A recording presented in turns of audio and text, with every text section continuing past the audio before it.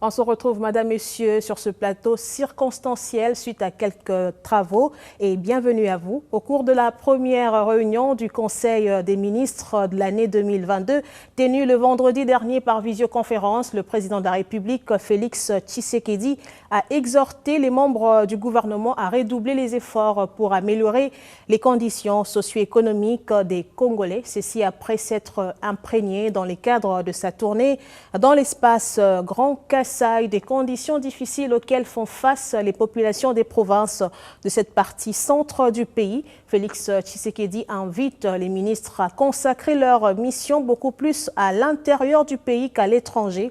Le point avec Patrick Mouyaya, porte-parole du gouvernement. Le président de la République a exhorté le gouvernement à redoubler d'efforts pour assurer par tous les moyens le bien-être de nos populations où qu'elles se trouvent à travers le pays. C'est ainsi qu'il a fermement chargé le Premier ministre 1. De mobiliser et d'engager tous azimuts le gouvernement dans la matérialisation des programmes d'urgence à impact direct et visible sur les conditions de vie des citoyens. D'attirer l'attention des membres du gouvernement sur la nécessité de focaliser les missions vers l'intérieur du pays plutôt que vers les centres urbains seulement ou vers l'extérieur. 3. D'assurer secteur par secteur le suivi de la mise en œuvre du programme de développement communautaire à la base de 145 territoires ainsi que des autres recommandations de la 8e conférence des gouverneurs. Ces mêmes efforts doivent être orientés particulièrement dans la province de l'Équateur qui accueillera au mois de mars de cette année la 9e conférence des gouverneurs de province.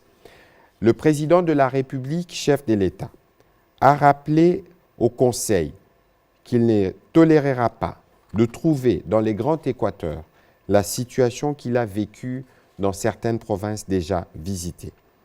En attendant, le président de la République souhaite, dans le cadre d'une évaluation à court terme, que chaque membre du gouvernement, individuellement ou conjointement, avec les autres dans les matières transversales, initie et réalise des actions de soulagement des populations dans leurs secteurs respectifs, notamment en termes de desserte en eau potable, en matière d'électricité, d'infrastructures routières et de santé.